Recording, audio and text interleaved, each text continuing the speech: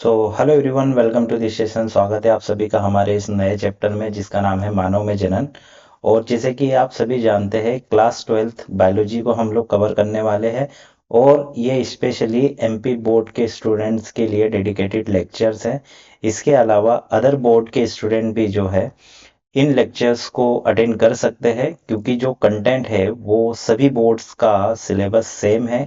NCERT ही सभी boards में जो है कंपलसरी है।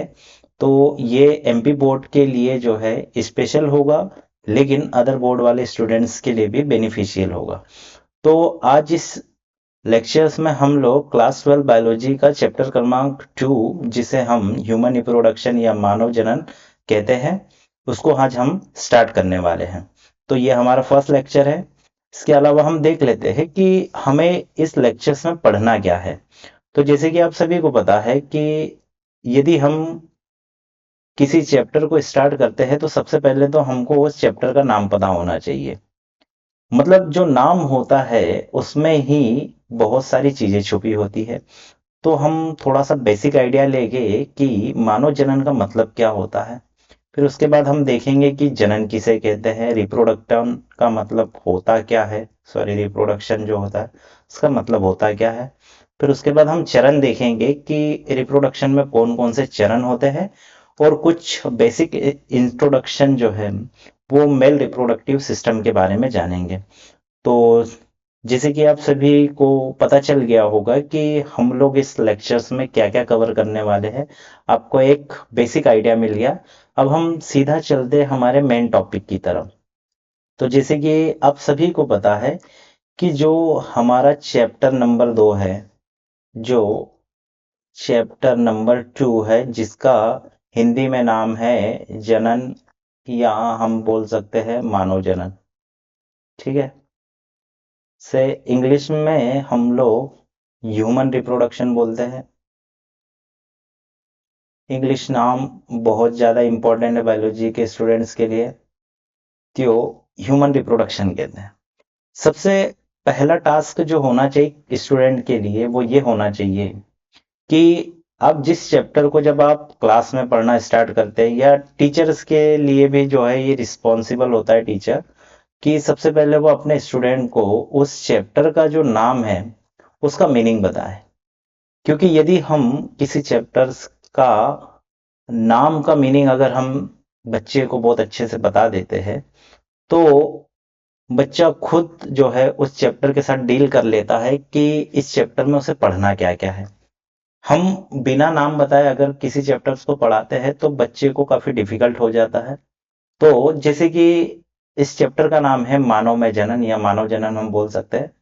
तो आप सभी को पता है कि मानव का मतलब तो सामान्य जो मनुष्य होता है उससे है। जैसे उसमें हम आ जाते हैं, मेल फीमेल सारे कुछ। और एक शब्द आता है रिप्रोडक्शन या जनन।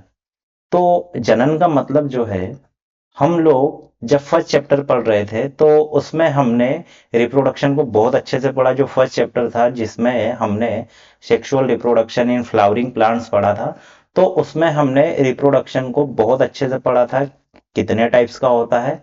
एक बार हम यहाँ पर दोबारा उसको पढ़ लेंगे। तो जनन का मतलब होता है जीव के द्वारा जो नया जीव है,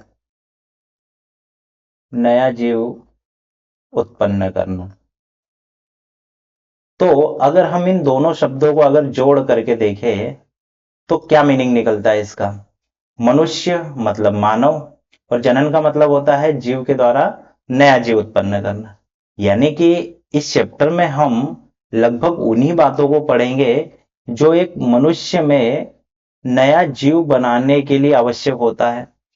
अब नया जीव कैसे बनता है, कौन बनाता है, क्या क्या चरण होते हैं, उसके लिए कौन कौन से हमारे शरीर में अंग होते हैं, उन सभी अंगों को सम्मिलित करके, उन सभी अंगों को सम्मिलित करके हम जो है जनन तंत्र पढ़ते हैं। क्या पढ़ते हैं हम लोग? जनन तंत्र। और ये जनन तंत्र जो होता है वो मानव में भी होता है, सॉरी, जो नर होता है, और मादा में भी होता है। तो हमको नर और मादा दोनों की अलग अलग स्टडी करना होता है।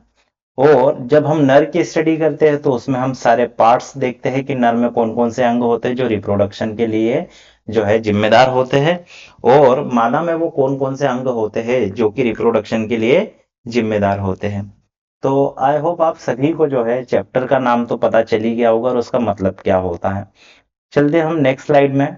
नेक्स्ट स्लाइड में अगर हम सामान्य बात करें तो हम यहाँ पर एक लिखते हैं कि जनन क्या होता है। जैसे हमने यहाँ पर लिखा जनन क्या होता है। जनन का मतलब होता है इंग्लिश में रिप्रोडक्शन। अब ये रिप्रोडक्शन होता क्या है, इसकी अगर हमको कोई सामान्य सी परिभाषा अगर देखना है तो जैसे कि हम पहले ही बात कर चुके हैं कि जो जीव होता है उसके द्वारा नए जीव को उत्पन्न करने की क्षमता या उसके द्वारा नए जीव संतान को उत्पन्न करना रिप्रोडक्शन कहलाता है। इसे हम टू मार्कर में कैसे परिभाषा में लिखे, तो सबसे पहले हम इसकी परिभाषा लिख सकते हैं कि वह जैविक क्रिया, क्योंकि ये जीवों में हो रही है इसीलिए हम इसे बायोलॉजिकल प्रोसेस बोलते हैं,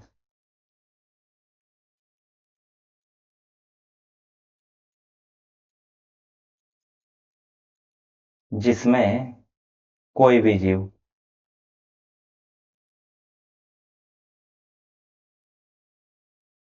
अपने समान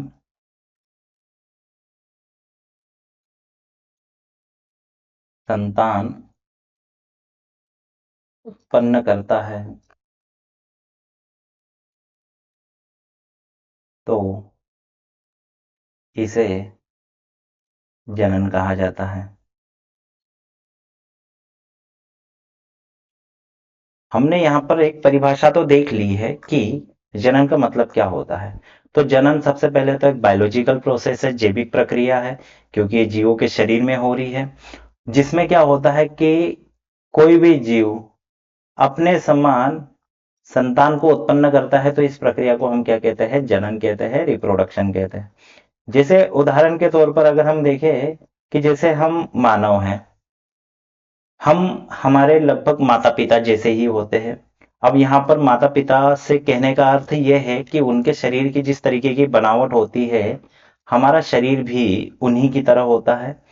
अगर आप ये सोच रहे हो कि उनकी जैसी शक्लें हमारी अलग है, तो बेटा वो आपके जेनेटिकली गुण होते हैं, जो कि हम जो फोर्थ चैप्टर है उसमें हम पढ़ेंगे कि वेरिएशन क्यों आती है, विभिन्नताएं क्यों आती है। यहाँ कहने का अर्थ है शरीर से, जैसे कि अगर उनके दो पैर है तो हमारे भी दो पैर है, शरीर की संरचना उनके समान होती है। यदि आप मुर्गी के बच्चे की बात करेंगे तो वो मुर्गी के समान ही होगा, सांप के बच्चों की बात करेंगे तो वो सांप के समान होता है। मतलब जितने भी जो जीव होते हैं, जो लिविंग थिंग्स होते हैं, उनके जो संतान होती है उन्हीं के समान होती है। तो ऐसी जैविक प्रक्रिया जिसमें कोई भी जीव जब अपने समान संतान उत्पन्न करता है तो इस प्रक्रिया को हम जनन कहते हैं। अब जनन को हम लोगों ने जैसे दो भागों में बांटा था। अगर हम इनके प्रकारों की बात करें तो जनन को हमने सामान्यतः दो प्रकार से बांटा था। नंबर एक जनन का हमने जो प्रकार लिया था वो तो लिया था अलैंगिक जनन। हमने एक जनन का प्रकार लिया था अलैंगिक जनन, इसे इंग्लिश में हम एसेक्सुअल रिप्रोडक्शन कहते हैं।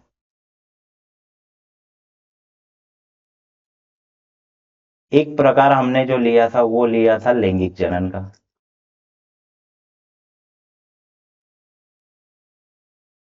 जिसे हम लोग सेक्सुअल रिप्रोडक्शन कहते हैं।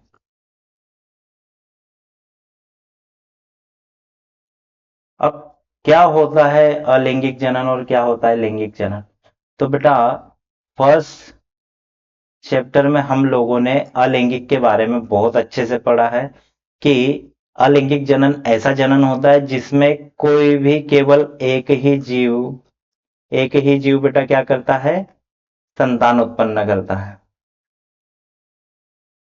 कोई भी एक ही जीव संतान उत्पन्न करता है।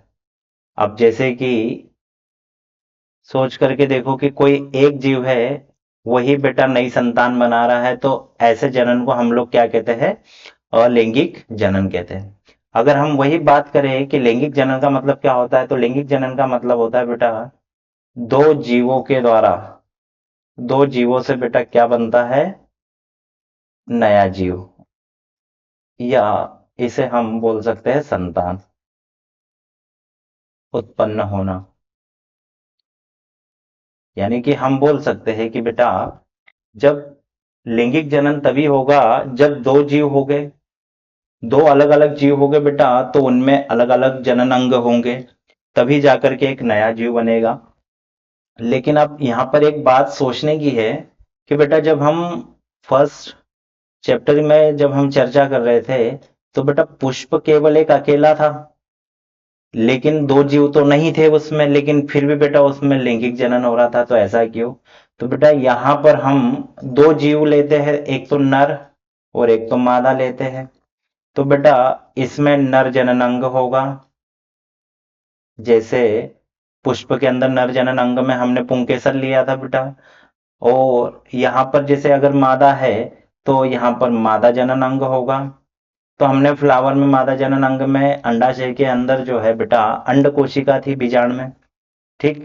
तो एक पुष्प के अंदर बेटा दोनों जनन अंग उपस्थित थे, तो हमने पुष्पों के प्रकारों को भी पढ़ा था जनन अंगों की उपस्थिति के आधार पर, कि जो जनन अंग की उपस्थिति के आधार पर पुष्प कितने प्रकार के होते हैं। तो जवाब था कि दो प्रकार के होते, एक लिंगी और द्विलिंगी। तो बेटा जो पुष्प होता है वो द्विलिंगी होता है, मतलब एक ही पुष्प के अंदर दो अलग अलग लैंगिक अंग होते हैं।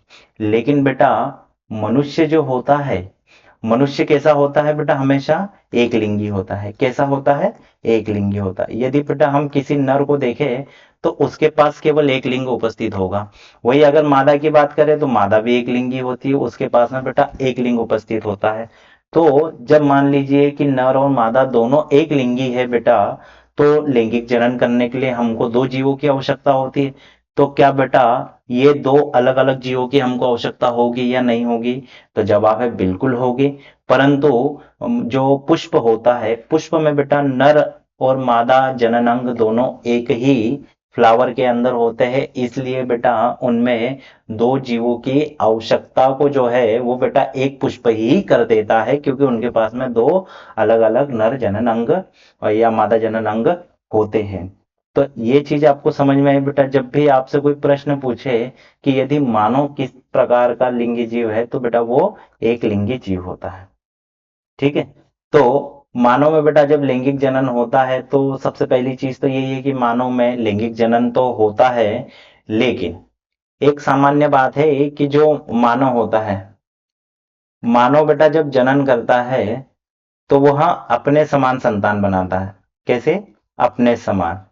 तो बेटा यही काम तो कौन करता है? यही काम जो है बेटा पक्षी भी करते हैं, यही काम कोई सर्प भी करता है, जिसे हम लोग सांप बोलते हैं, ठीक है। ये अपने समान ही बनाता है। ऐसा कभी आपने देखा है क्या बेटा कि कोई पक्षी है, जब उसने किसी अपने समान संतान को जन्म दिया तो उसका आकार सर्प जैसा था? नहीं। लेकिन बेटा इनमें एक विविधता होती है कि कुछ जीव जो होते हैं बेटा डायरेक्ट बच्चों के रूप में जन्म देते हैं, नई संतान डायरेक्ट बच्चों के रूप में बनाते हैं। जैसे आपने देखा होगा कि बकरी है, गाय है, भैंस है, मनुष्य है, इनमें जब बेटा जनन होता है, तो जो जीव होता है वो डायरेक्ट जन्म लेता है। परंतु जैसे कोई पक्षी हो गया, सर्प हो गया, मगरमच्छ हो गई, छिपकली हो गए, बेटा ये क्या करते हैं? अंडे देते हैं पहले, ठीक है। और उस अंडों में से क्या होता है कि उनके बेटा बच्चे जन्म लेते हैं। तो इनके आधार पर जैसे हम लोग बेटा बांट सकते हैं कि जो मनुष्य होते हैं वो डायरेक्ट जन्म देते हैं बच्चों को, लेकिन कुछ बेटा अंडे देते हैं। तो जो मनुष्य होता है बेटा, जैसे हम लोग यहाँ पर बता देते हैं कि जो मनुष्य होता है, मनुष्य जो होता है, मनुष्य कैसा प्राणी होता है बेटा? तो ये होता है जरायुज। क्या होता है? जरायुज प्राणी होता है। अब ये जरायुज प्राणी क्या होता है बेटा, जिसे हम लोग इंग्लिश में विविपेरस बोलते हैं। अब ये जरायुज का मतलब क्या होता है? जरायुज का मतलब होता है कि ऐसे जीव जो संतानों को सीधे जन्म देते हैं।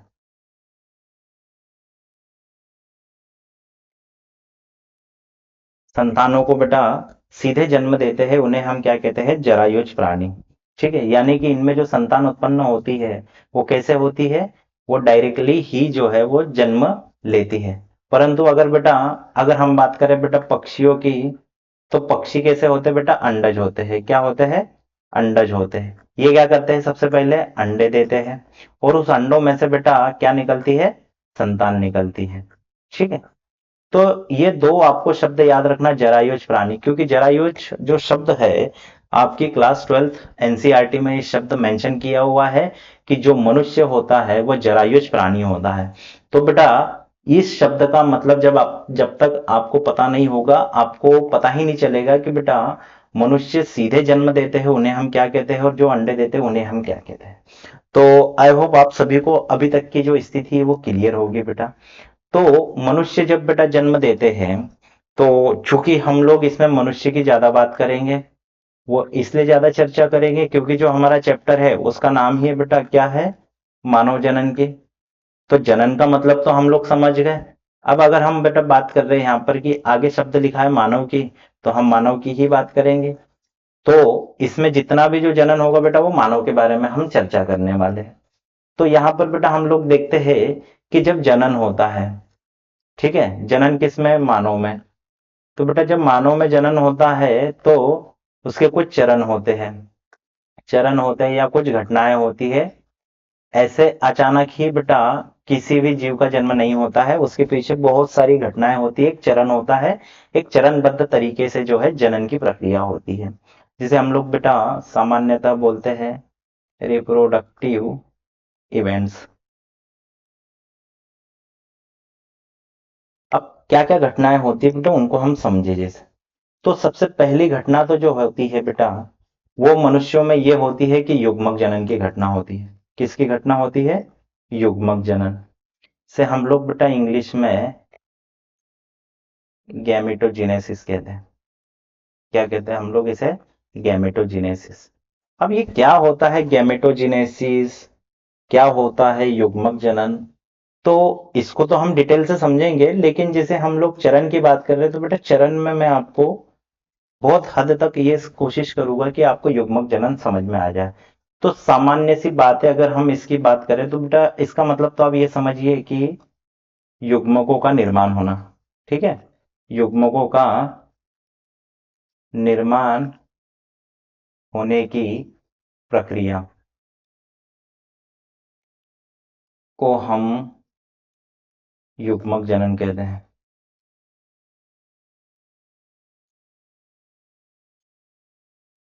ठीक, अब हमने क्या लिख दिया बेटा यहाँ पर एक शब्द युग्मक, क्या लिखा, युग्मक। अब युग्मक के निर्माण होने की प्रक्रिया को हम युग्मक जनन कहते हैं। अब हमने ये तो पढ़ लिया कि युग्मक जनन होता क्या है। अब ये शब्द हमको ज्यादा परेशान कर रहा है कि ये युग्मक क्या होता है, युग्मक क्या होता है। तो जैसे कि बेटा आपको पता है कि मानव में दो जीव होते हैं। एक तो बेटा मानव में हमने रखा हुआ है नर को और एक रखा हुआ है मादा। ठीक है, ये तो आप सभी को पता होगा, यानी कि एक लड़का या एक लड़की बोल सकते हैं हम, है ना। तो प्रत्येक बेटा जो जीव होता है उसके पास में एक अपना क्या होता है, जनन तंत्र होता है। क्या होता है बेटा, अपना एक जनन तंत्र होता है। जैसे अगर हम बात करें कि मादा की, महिला की, तो बेटा उनमें जो जनन तंत्र होगा वो कैसा जनन तंत्र होगा, वो मादा जनन तंत्र होगा, है ना। और उस मादा जनन तंत्र में विभिन्न अंग हो गए बेटा। ठीक है, विभिन्न प्रकार के अंग हो गए। उनमें से ही बेटा एक अंग होता है जिसे हम लोग बेटा अंडाशय बोलते हैं। क्या बोलते हैं इसे हम, अंडाशय बोलते हैं। इसी अंडाशय में बेटा एक कोशिका का निर्माण होता है जिसे हम अंडाणु बोलते हैं। ठीक है, यही अंडाणु जो होता है बेटा इसे ही क्या कहते हैं हम लोग, युग्मक बोलते हैं। लेकिन ये बेटा युग्मक जो होता है वो ऐसी कोशिका होती है जो कि बेटा नए जीव को मतलब उत्पन्न करने की क्षमता रखती है, तो इसे हम लोग युग्मक कहते हैं। ठीक है, अब लेकिन ये मादा की कोशिका है, तो इसे हम लोग बेटा मादा युग्मक कहते हैं। ठीक उसी तरीके से बेटा मनुष्य में भी एक जनन तंत्र होगा नर के अंदर। तो जो नर जनन तंत्र होगा बेटा उसमें भी कुछ जनन अंग होंगे। तो जैसे कि अगर हम बात करें जनन अंग की, तो यहाँ पर बेटा एक जनन अंग होता है इनका वृषण, से हम लोग टेस्टेस बोलते हैं। इसी में बेटा किसका निर्माण होता है, तो शुक्राणु का निर्माण होता है। ये जो शुक्राणु होते हैं, स्पर्म होते हैं, इन्हें ही बेटा हम लोग क्या कहते हैं, नर युग्मक कहते हैं। अब ये कैसे निर्माण होता है, इसके ऊपर बेटा एक डिटेल टॉपिक या एक डिटेल लेक्चर हो सकता है, क्योंकि हमारे जो चैप्टर्स है उसमें युग्मक जनन को बहुत अच्छी तरीके से एक्सप्लेन किया है, तो हमको युग्मक जनन को स्पेशली पढ़ना पड़ेगा। अभी जो हम चरण पढ़ रहे हैं, ये केवल उसका एक समरी है, हमको प्रत्येक चरण को विथ डिटेल पढ़ना पड़ेगा। तो जैसे ही बेटा युग्मक जनन होता है, तो जैसे कि आप देखो कि अगर मादा में मादा में अगर बेटा युग्मक बन रहा है, तो इस क्रिया को कुछ ना कुछ नाम से जाना जाता है। तो यहाँ पर इसे जो है अंड जनन नाम से जाना जाता है, ठीक है, जिसे हम लोग इंग्लिश में oogenesis बोलते हैं। और अगर बेटा हम अगर शुक्राणु निर्माण की अगर बात करें, तो इसे शुक्र जनन नाम से जाना जाता है, से इंग्लिश में हम स्पर्मेटोजेनेसिस कहते हैं, ठीक है। तो अब जैसे कि बेटा नर में जो जनन अंग है, तो उनमें बेटा शुक्राणु का निर्माण हो गया, मादा में अंडाणु का निर्माण हो गया। परंतु बेटा ये दोनों का मिलना आवश्यक है किसी भी नए जीवों को बनाने के लिए, क्योंकि हमने पढ़ा है लैंगिक जनन में दो जीव बहुत आवश्यक होते हैं, उनके बिना जो है बेटा कोई भी नया जीव नहीं बन सकता है। अब इनमें जैसे कि बेटा नर अलग है, मादा अलग है, तो बेटा इन दोनों की कोशिकाओं को तो मिलना पड़ेगा कि नहीं मिलना पड़ेगा, मिलना पड़ेगा। तो मिलने के लिए हमारे पास में क्या होते हैं कि इन्हीं जनन तंत्र के अंदर बेटा और अंग अलग अलग होते हैं, जो कि बेटा क्या करते हैं, युग्मक नहीं बनाते हैं, परंतु युग्मकों का क्या करते हैं, ट्रांसपोर्टेशन करते हैं। अब वो ट्रांसपोर्टेशन करने के पश्चात जो अगला चरण आता है, उस अगले चरण का नाम होता है, उसका नाम होता है वीर्य सेचन। क्या नाम है उसका, वीर्य सेचन, जिसे हम लोग कहते हैं इंसेमिनेशन। अब जैसे कि हमने पहले चरण में बताया कि जो नर जनन अंग होते हैं उनमें नर युग्मक शुक्राणु बनते हैं, और जो मादा जनन अंग होते हैं उनमें मादा युग्मक अंडाणु का निर्माण होता है। अब जनन के लिए आवश्यक है कि दोनों कोशिका आपस में मिले, संलयित हो, निषेचन होने के लिए दोनों को मिलना तो पड़ेगा। और दोनों को मिलने के लिए सबसे पहले बेटा जो नर है, नर के अंदर नर युग्मक है, उसको बेटा कहाँ पहुंचाना पड़ेगा, मादा तक। तो मादा तक पहुंचाने के लिए क्या होगा, तो बेटा यहीं पर क्या होता है कि नर के पास में एक अंग पाया जाता है, जिसे हम लोग कहते हैं शीश्न कहते हैं, और मादा के पास एक अंग होता है योनि। जैसे ही इस शीश्न को योनि में प्रविष्ट कराया जाता है बेटा, तो शीश्न के द्वारा जो भी वीर्य निकलता है उसमें शुक्राणु की उपस्थिति होती है, और वो मादा के जनन अंग तक पहुंच जाते हैं, ठीक है। जैसे जो संभोग की क्रिया होती है उसमें शीश्न के द्वारा जो वीर्य निकलता है या वीर्य स्खलित होता है, वो योनि मार्ग में प्रवेश कर जाता है, और योनि मार्ग से बेटा मादा के जननांग में पहुंच जाता है। तो इसी घटना को बेटा हम लोग क्या कहते हैं, इसे हम कहते हैं वीर्य सेचन। यानी कि हम लिख सकते हैं कि शुक्राणु का मादा जनन अंग में प्रवेश करने की घटना को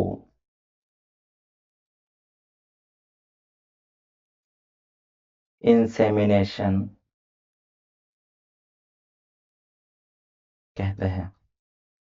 अब ये जो हम बेटा चरण पढ़ रहे हैं, चरण हमारे लिए इसलिए आवश्यक है कि चरण से हमको एक तो चैप्टर का भी आइडिया हो जाता है, और इसके अलावा कई छोटे छोटे ऑब्जेक्टिव्स क्वेश्चन होते हैं, क्योंकि हम लोग क्लास 12 के विद्यार्थी हैं। तो हमारी जो एग्जाम है बेटा वो ऑब्जेक्टिव भी है, और साथ में रिटन एग्जाम भी होती है। तो कई छोटे छोटे टॉपिक्स जो होते हैं वो ऑब्जेक्टिव में पूछे जाते हैं। इसके अगला चरण की अगर हम बात करें, तो अगले चरण का नाम होता है बेटा निषेचन। क्या होता है, निषेचन, हम लोग फर्टिलाइजेशन कहते हैं।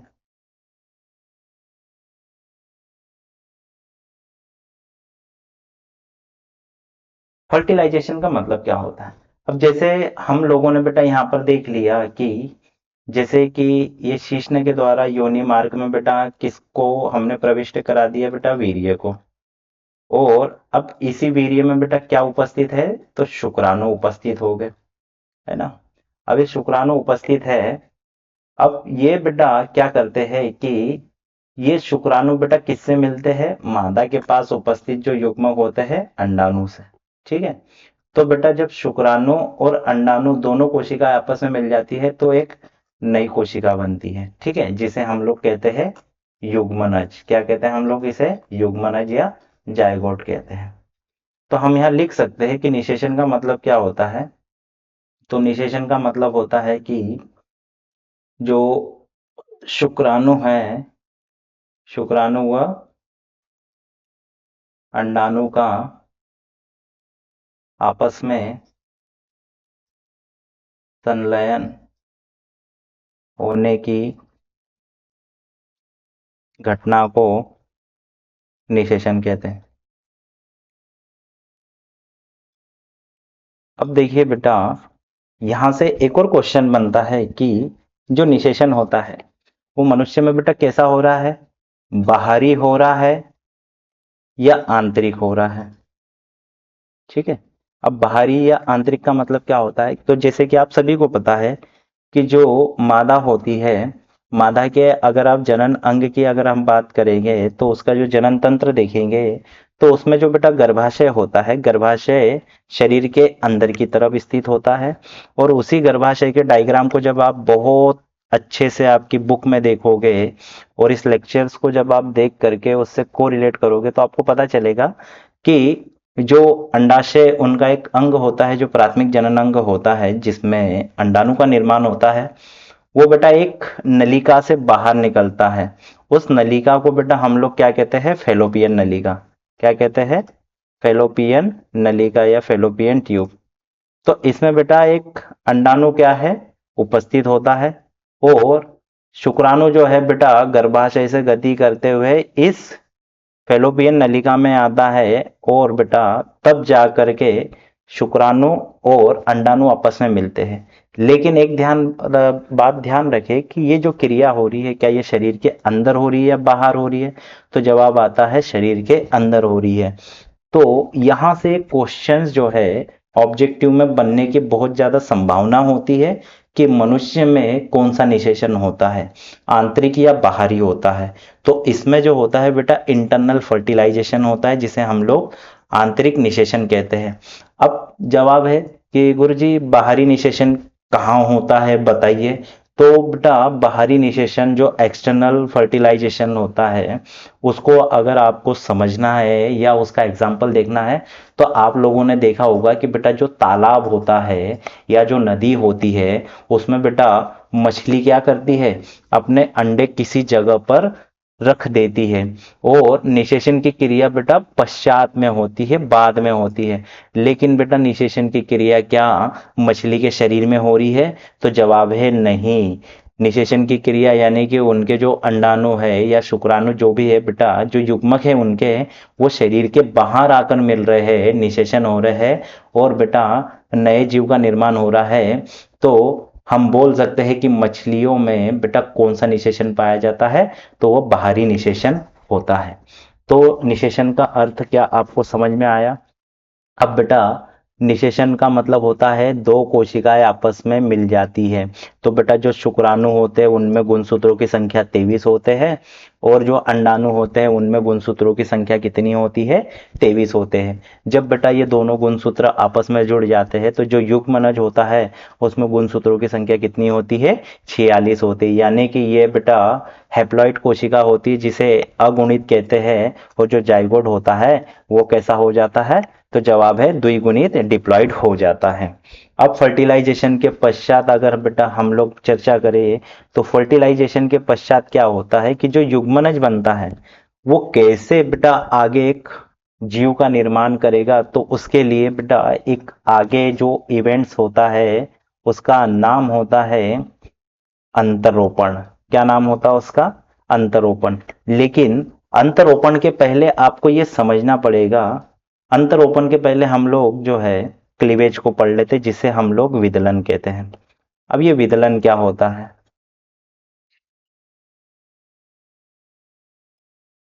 अब ये विदलन क्या होता है?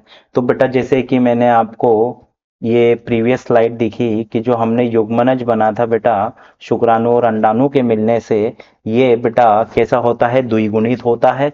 लेकिन यही कोशिका आगे चल के बेटा एक नया जीव बनाएगी, और नया जीव बनाने के लिए बेटा उसको गर्भ के अंदर आना पड़ेगा।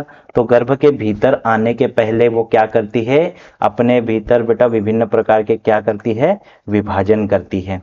जैसे कि अगर मान लीजिए हमारे पास में बेटा ये एक जाइगोड है, ठीक है, ये जाइगोड है, यानी कि इसमें बेटा क्या बोल सकते हैं हम? अंडाणु प्लस शुक्राणु, इन दोनों के मिलने से जो कोशिका बनी उसे हमने बेटा जाइगोट कहा, युग्मनज कहा। अब ये जो युग्मनज होता है ये क्या करता है बेटा? आगे कैसे होता है? ये बंटता है कोशिकाओं में, समसूत्री विभाजन करता है, ठीक है। ये लगातार समसूत्री विभाजन करता है, फिर ये बेटा एक से दो कोशिकाओं में बंटता है, फिर इसके पश्चात जो है ये चार कोशिकाओं में बंटता है, इसके पश्चात ये 8 कोशिकाओं में बंटने लगता है, 16 16 कोशिकाओं में, फिर उसके पश्चात 32 कोशिकीय, ठीक है। ये 32 कोशिकीय अवस्था जो होती है, जैसे कि हमने मान लो यहाँ पर ये जो जाइगोट है बेटा, ये इसी का क्रम है। यहाँ पर हमने विभाजन करके नहीं बताया है, बस लिख दिया यहाँ पर 16 सेल स्टेज, और यहाँ पर 32 कोशिकीय अवस्था लिखी हमने, जैसे यहाँ पर 2 सेल, और ये 4th सेल स्टेज, ये 8 सेल स्टेज, ठीक है। अब इसमें क्या होता है कि जब बेटा हम लोग भ्रूणीय विकास पढ़ेंगे तो क्लीवेज को वहां पर हम बहुत डिटेल से पढ़ेंगे कि कैसे एक जाइगोट अपने भीतर विभाजन करता है, और कैसे इस जाइगोट के अंदर बेटा अलग अलग परतों का निर्माण होता है, कैसे अलग अलग अंग बनने लगते हैं, कब कौन सी संरचना बनती है। तो यहाँ पर आपको विभिन्न प्रकार की संरचनाएं देखने को मिलती है, जिसमें कि अगर मैं बात करूं तो आप अगर बुक्स को पढ़ोगे तो उसमें एक तो आता है बेटा मोरूला, ब्लास्टुला, गेस्टुला इत्यादि सारी घटनाएं इसके अंदर आती है।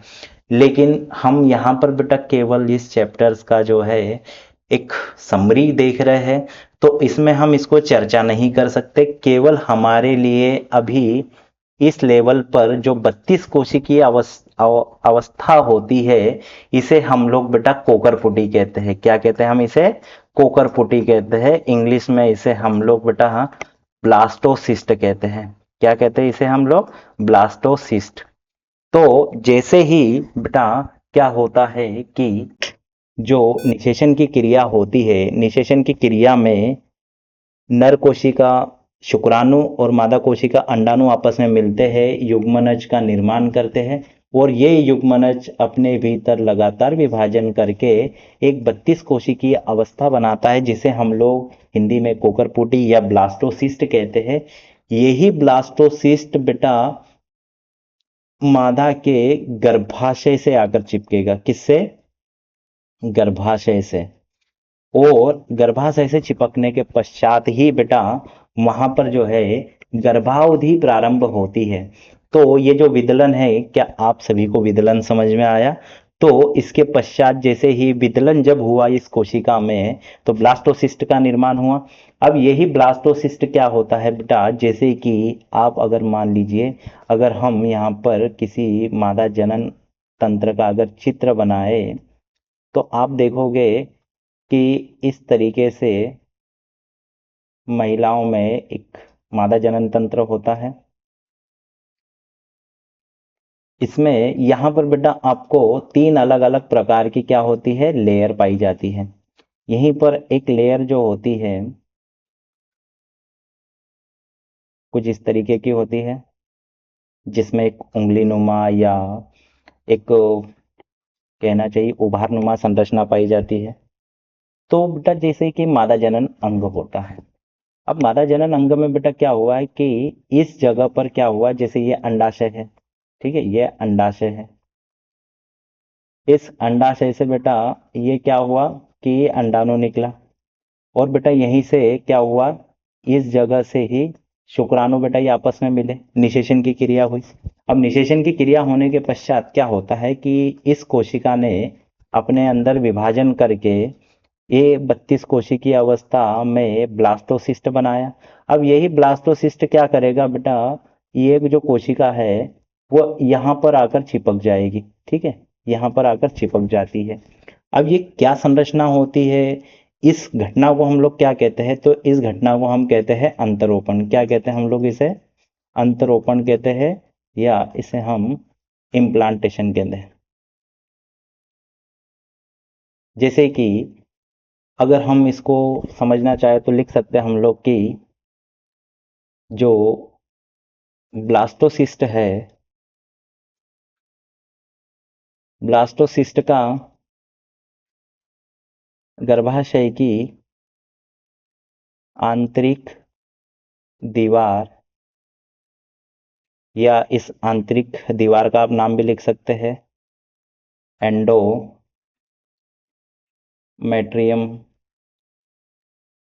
दीवार से चिपकना क्या कहलाता है, अंतरोपण कहलाता है। ठीक है, अब देखिए क्या होता है कि बेटा जब हम डिटेल से जब मादा जनन तंत्र पढ़ेंगे, तो यहाँ जो बाहर की तरफ जो परत है जिसे हम पेरीमेट्रियम कहते हैं, बीच में एक परत होती है जिसे हम मायोमेट्रियम कहते हैं, और जो रेड कलर की बेटा मैंने आपको इस तरीके से जो उंगली नुमा उभार नुमा संरचना बनाई, इसे हम लोग कहते हैं एंडोमेट्रियम की दीवार। ठीक है, अब ये बेटा जो एंडोमेट्रियम की दीवार होती है, तो महिलाओं में बेटा जैसे ही मासिक धर्म होता है, तो मासिक धर्म में बेटा जब निषेचन की क्रिया नहीं होती है, तो यही जो दीवार होती है बेटा, ये गल करके जो है योनि मार्ग से रक्त के रूप में बाहर निकलती है। तो इसी कंडीशन को बेटा हम लोग जैसे महिलाओं में मासिक धर्म आना कहते हैं, जिसे हम लोग मेंस्ट्रुअल सर्कल कहते हैं, ठीक है, या मेंस्ट्रुअल साइकिल है। तो क्या होता है कि ये जो दीवार है बेटा गल जाती है, परंतु अगर इस दीवार पर बेटा ब्लास्टोसिस्ट आकर चिपक जाता है, तो ये जो दीवारें होती है यहीं पर बेटा गर्भाशय में यहीं से माना जाता है कि गर्भधारण हो जाता है। ठीक, और यहाँ से एक बेटा टॉपिक बनता है कि अंतरोपण होता क्या है। तो ब्लास्टोसिस्ट का बेटा गर्भाशय की आंतरिक दीवार जिसे हम एंडोमेट्रियम कहते हैं उस पर आकर चिपक जाना, इसे हम अंतरोपण कहते हैं या इम्प्लांटेशन कहते हैं। अगला जो चरण होता है, अब जैसे ही बेटा यहाँ पर आकर के ये चिपक गया, अब यहाँ पर क्या होगा बेटा, अब ये गर्भ यहाँ पर बनेगा, और ये जो गर्भावधि है ये कितने महीने की होती है बेटा मनुष्य में, जैसे कि आप सभी को पता है कि लगभग 9 माह, 9 माह तक के क्या होगा बेटा, मादा में गर्भावधि होगी। तो इसे हम लोग अगला चरण कहते हैं गर्भावस्था। क्या कहते हैं हम इसे, गर्भावस्था, जिसे हम लोग जेस्टेशन पीरियड कहते हैं, जिसे हम लोग गेस्टेशन पीरियड कहते हैं। अब गेस्टेशन पीरियड का मतलब होता है बेटा गर्भावधि, ठीक है, गर्भावधि। अब मादा में जैसे बेटा जो गर्भावधि होती है मनुष्यों में वो होती है 9 माह की। तो 9 माह में क्या करता है ये जो बेटा, एक हमने कोकरपुटी बनाई, ये आगे चल के बेटा भ्रूण बनाएगी, और ये भ्रूण में बेटा अलग अलग जननिक स्तरों का निर्माण होगा, अलग अलग अंगों का निर्माण होगा, और 9 महीने तक के बेटा भ्रूण क्या करेगा अपना, भ्रूण क्या करेगा अपना विकास करेगा। ठीक है, इसको हम लोग एम्ब्रियोनिक डेवलपमेंट कहते हैं। ठीक, एम्ब्रियोनिक डेवलपमेंट कहते हैं। इसके ऊपर बेटा एक टोटल लेक्चर रहेगा भ्रूण भ्रूणीय विकास पर, एमपी बोर्ड में पूछा जाने वाला क्वेश्चन है। और इसके पश्चात जब बेटा भ्रूणीय विकास जब हो जाता है किसी भ्रूण का, तो वहां पर बेटा उसके पश्चात क्या होती है, तो डिलीवरी होती है।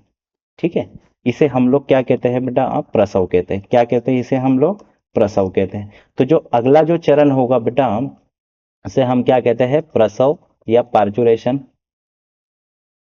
ठीक है, प्रसव या पार्चुरेशन कहते हैं। इसमें क्या होता है बेटा कि जो भ्रूण होता है, ठीक, भ्रूण का योनि मार्ग से, क्योंकि जो डिलीवरी होती है वो योनि मार्ग से होती है, योनि मार्ग से बाहर आना क्या कहलाता है, बाहर आने की घटना को हम लोग बेटा प्रसव कहते हैं। ठीक है, सामान्य भाषा में इसे डिलीवरी भी बोल सकते हैं। अब एक चीज ध्यान दीजिए बेटा कि मैंने यहाँ पर क्या नाम लिखा है, भ्रूण का।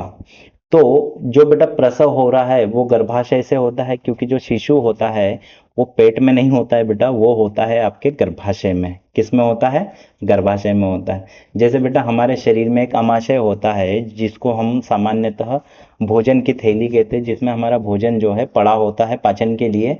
लेकिन महिलाओं में बेटा दो थैली पाई जाती है, एक तो गर्भाशय थैली होती है और एक अमाशय होता है। तो ये जो गर्भाशय थैली होती है बेटा, ठीक है, जो यूट्रस है, यूट्रस के अंदर भ्रूण जब भीतर की तरफ होता है तो उसे हम लोग कहते हैं भ्रूण। क्या कहते हैं हम इसे, भ्रूण कहते हैं। लेकिन जैसे ही जब इसकी डिलीवरी हो जाती है तब हम इसे नाम देते हैं शिशु। ठीक है, तो जैसे कई बार हम बोलते हैं ना कि पेट में बच्चा है, तो बेटा वो शब्द जो है वो यूज नहीं करते, उस कंडीशन तक के हम इसे भ्रूण कहते हैं। और जैसे ही जब इसकी डिलीवरी हो जाती है तो इसे हम शिशु नाम देते हैं। और जब बेटा शिशु जन्म लेता है तो उसके पोषण का भी ख्याल रखा जाता है। तो यहाँ पर बेटा दुग्ध स्त्रावन होता है, जिसे हम कहते हैं लैक्टेशन। क्या कहते हैं हम लोग इसे, लैक्टेशन। ठीक है, तो जैसे कि जब तक महिला में बेटा गर्भ धारण होता है गर्भाशय में, तब तक बेटा क्या होता है कि 9 महीने तक के जो स्तन होते हैं उनमें दुग्ध का क्या होता है, निर्माण होता है। अब वो कैसे होता है, वो हम बेटा जब इस टॉपिक को पढ़ेंगे मादा जनन तंत्र, तो तब हमको उसको समझ में आएगा। तो क्या आप सभी को ये चीजें समझ में आई, जो भी बेटा समरी हमने यहाँ पर चर्चा की। तो आज हम बेटा आज का जो हमने टॉपिक्स क्या कवर किए, टॉपिक्स क्या क्या हमने कवर किए। तो टॉपिक हमने बेटा सबसे पहले तो ह्यूमन रिप्रोडक्शन होता क्या है उसको समझा। ठीक है, मतलब जो मानव में जनन है उसको हमने बेटा समझा। ठीक है, इसका अर्थ हमने देख लिया इस चैप्टर का। इसके पश्चात बेटा हमने जनन को देखा, जिसे हम लोग रिप्रोडक्शन कहते हैं। ठीक, रिप्रोडक्शन को हमने देख लिया बेटा। हमने रिप्रोडक्शन के प्रकार देखे, एक तो एसेक्सुअल, जिसे हम लोगों ने अलैंगिक कहा था, और एक था बेटा सेक्सुअल। ठीक है, और हमने एक चीज देखी कि सेक्सुअल रिप्रोडक्शन ही किसमें होता है, तो ये होता है ह्यूमन में या मानव में ही होता है। तो बेटा हमने क्या करे, अगले मानव में जनन के हमने चरण भी देखे। ठीक है, जनन के हमने चरण भी देखे। अब मानव में हमने कौन कौन से चरण देखे, तो हम यहाँ पर जैसे लिख दे, तो सबसे पहला हमने चरण देखा बेटा कि इसमें क्या किसका निर्माण होता है, युग्मक जनन होता है। अब युग्मक जनन का मतलब होता है बेटा युग्मकों का निर्माण। तो जब बेटा नर में जो युग्मक बनेगा तो उसे हम लोग जो है शुक्र जनन कहते हैं, और मादा में बनता है तो उसे हम अंड जनन कहते हैं। अब ये बेटा दोनों युग्मक जब बन जाते हैं इनके पास में, तो ये बेटा एक दूसरे के पास युग्मक पहुंचाए जाते हैं। तो नर के द्वारा बेटा युग्मकों को पहुंचाया जाता है मादा के पास, तो इसे हम लोग कहते हैं वीर्य सेचन। ठीक है, जिसमें हम नर युग्मक को बेटा मादा युग्मक तक पहुंचाते हैं। सी नंबर बेटा हम लोगों ने देखा था, अब जैसे ही मादा तक बेटा ये युग्मक पहुंच गए तो इन दोनों में क्या होने लगता है बेटा, निषेचन होने लगता है। ठीक है, निषेचन का मतलब होता है नर कोशिका और मादा कोशिका दोनों आपस में जब मिलती है, संलयित होती है, तो इस घटना को हम निषेचन कहते हैं। निषेचन के पश्चात ही बेटा जो जाइगोट बनता है उसमें क्या होने लगता है, विदलन होता है। इस कोशिका में लगातार क्या होता है बेटा, विभाजन होता है। विभाजन के द्वारा ही आगे क्या बनता है, ब्लास्टोसिस्ट बनता है। क्या बनता है, ब्लास्टोसिस्ट बनता है। और यही बेटा ब्लास्टोसिस्ट कहाँ पर चिपकता है, तो मादा की जो गर्भाशय की आंतरिक दीवार, जिसे हम एंडोमेट्रियम की दीवार कहते हैं, उस पर जाकर चिपकता है। तो इस घटना को हम लोग क्या कहते हैं, अंतरोपण कहते हैं। अंतरोपण होने के पश्चात बेटा गर्भावस्था होती है। 9 माह तक के बेटा क्या करता है, शिशु अपना विकास करता है, इसे हम गर्भावस्था कहते हैं। गर्भावस्था के पश्चात जैसे ही बेटा एम्ब्रोनिक डेवलपमेंट या जो है भ्रूणीय विकास कंप्लीट हो जाता है, तो वो डिलीवरी के रूप में या प्रसव के रूप में बेटा शरीर से बाहर आ जाता है। और आगे बेटा दुग्धपान या स्तनपान जो होता है, जिसमें शिशु को पोषक पदार्थ जो है दुग्ध के द्वारा जो है पहुंचाया जाता है। तो यहीं पर बेटा एक एंटीबॉडी की चर्चा हम करेंगे, जिसे हम लोग आईजीए एंटीबॉडी कहते हैं। ठीक है, तो ये एंटीबॉडी जो है बेटा जैसे ही शिशु जन्म लेता है तो माँ के द्वारा जो पहला दूध पिलाया जाता है, तो उसमें बेटा आईजीए जो इम्यूनोग्लोबुलिन जो एंटीबॉडीज है वो इसमें भरपूर मात्रा में आईजीए होता है। तो ठीक है, ये जो पहला दूध होता है इसे हम लोग कोलेस्ट्रम कहते हैं, ठीक है, कोलेस्ट्रम कहते हैं। तो ये बेटा बहुत ज़्यादा जरूरी होता है आपके चैप्टर में बेटा। कोलेस्ट्रम के ऊपर जो है बहुत ज़्यादा डीप में क्वेश्चन पूछा गया हुआ है, इसके बारे में भी पूछा गया है। तो आई होप आप सभी को जो है ये टॉपिक बहुत अच्छे से समझ आया होगा। और अगर हमारा लेक्चर आपको पसंद आता है तो हमारे चैनल को सब्सक्राइब करें, लाइक करें, और ऐसे स्टूडेंट जो क्लास 12th में अभी रनिंग स्टूडेंट है उन तक जो है हमारा लेक्चर को पहुंचाने की कृपा करें। तो आज के लेक्चर में इतना ही, मिलेंगे हम नेक्स्ट लेक्चर में। Thank you so much.